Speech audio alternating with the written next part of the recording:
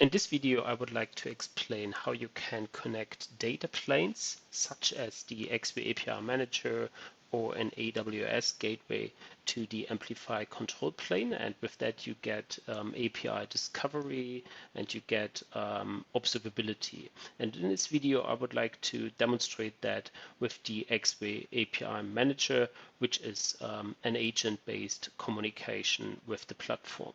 So let's kick it off. To get started, I went to the documentation and I using that page connect API Manager in the section of Amplify-Central.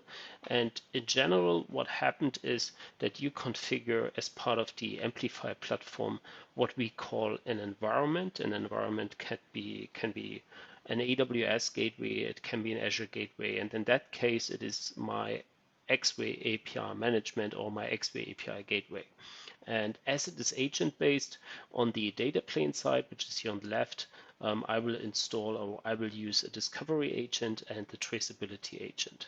So first thing is that I would like to register an environment, and I do that from the Amplify-Central, from the Axway platform API or Amplify-Central, and I go to manage your services. And in here, in that what we call the topology, I have the possibility to register environments. And let me do that here. This is the Axway API gateway. And I do that with the V7 API gateway. This is some kind of an important identifier, and we will reuse that identifier as part of the communication for the agent. So let's save that. It's relatively simple. So that means it's now part of the environment and it will appear in the platform at many places, and we will see that later. It is marked as manual sync, but as the agent is used on the data plane side, you will see how this means that it's automatically replicating information into the platform. So that means we are done at this point here. When you now follow the documentation, you will see that for the communication between the agents with the platform, you need to set up a service account, and I have already done this. So that means I went to access, and then you have here the possibility to create a service account. I have done that already and I named that service account my CLI. And this is, let's say, the identifier, which is then linked with a private key and a public key for the communication with the platform. So that means that identifier, that DOSA ID, you will see at other places again. So, so that means we are now ready on that Amplify platform side. And now I go to the data plane. And in order to deploy your agents, I went to that documentation page because it gives me the location where I can download the discovery agent and where I can download later at that page the traceability agent. And then I unzip both and then I can start from there. So, and that page gives me all the necessary documentation details. So I have placed that agent somewhere on the data plane where the API gateway is running. You can also run that agent externally to the API gateway machine as it is using the REST API from the API manager. So, so what I get is I get execute the binaries of that agent. Let me just remove that data folder, and I get a YAML file for each agent. And inside that YAML file, I have to provide the necessary parameters, where the API manager is, what port, of course. And in my case, I have configured that I only would like to see APIs that have a tag amplify, and only that one should be consistent. And you can also combine multiple tags with each other. How often I would like to query the API manager, username, password, of course, for the authentication. And then, of course, the agent needs to communicate with Amplify-Central. And for that, I need to collect a number of information, like, for instance, the environment ID, which you have seen, and place it into that file. And as part of the setup for the service account, you get that private and public key, which needs to be used by the agent. And of course, I made that files available to the agents by putting it over here. So in general, my agent is already configured and I'm using environment variables, and I can now start that discovery agent. And when everything goes fine, then I see that,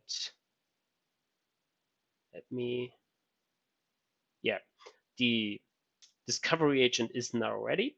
So that means it's some kind of expecting or querying the API management system. I would like to do another thing just at the same place. I would also start the traceability agent, of course, which is used to collect traffic information from the API management system and is using a few components which are, let's say, baked into that agent. And the general interesting thing is that we are starting now a harvester on traffic information and collect the necessary information and send it to AMPLIFY-Central. Okay, so that means the agent is now communicating. On the AMPLIFY-Central side, I can check in my unified catalog. At the moment, it is empty. And I'll go now and register a new API into the API management system. And I'm using a CLI for that as well. I named that API another great API. I defined that this API should use API key as front-end security. I put a small icon for that API. The API definition should be a pet store, just to make it testable, very easy. And I give it a tag amplify. The value doesn't matter. I just say amplify catalog. And now let me register that API into my API manager just by hitting or executing the CLI. Let me do that over here. And I import that API, my test API, into my API management system, which is running on my named API env. And now I'm importing that.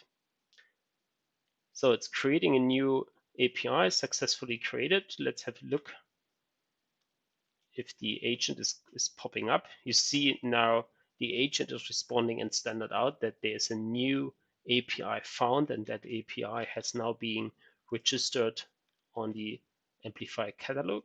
And if I reload that, now I see that API, another great API, is executed. And of course, that API is now secured with an API key. And if I try to execute that net, then I have to provide an API key for that. So that means I would like to make a subscription to that API. And keep in mind that the data plane is handling the subscription, but as of today, the agent is able to manage that subscription for me on that data plane.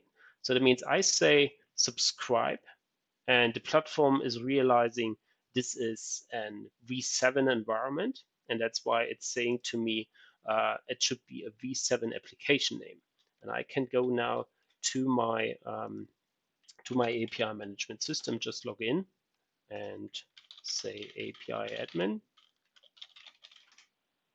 And we just look for an application I can use to subscribe to that API. And there's a test application, and that application has a valid API key.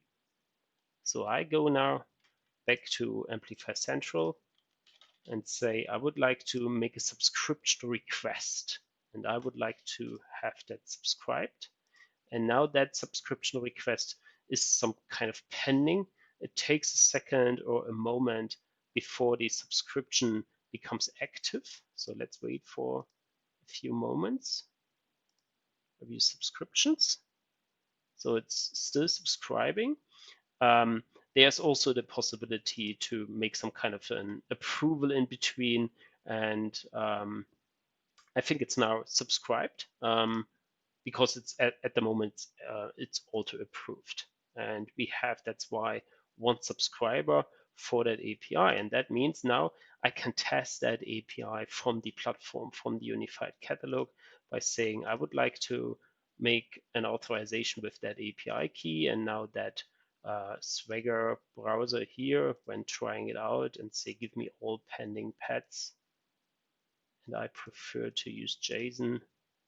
Now that API is executed and I get all the pending pets in the queue. So let me make a few more executions. Execute, execute, execute. And maybe we say authorize, logout, and make something wrong, and authorize again, and then execute again. And now we are getting an error. And in the meantime, the traceability agent running on the data plane has collected that information and returned it back to AMPLIFY-Central. And now I can go into the API observer, where when you have a lot of data planes, it all comes together. So that means I have now the possibility to drill down between my different environments where an API call, a request has been executed, and you can also make some let's say other queries to look for a specific API traffic. And you see that the data plane, my just great API, another great API, had two unauthorized calls just because of that missing API key, but we also had some successes, and you can see that from here. And I've also some other views to see how the API has been executed: 6 times green, 2 times failure counts. And that's basically all I wanted to show as part of the demo. And the plan is also to make a similar video also for the AWS API gateway as a data plane. Thanks for watching. I hope it was helpful.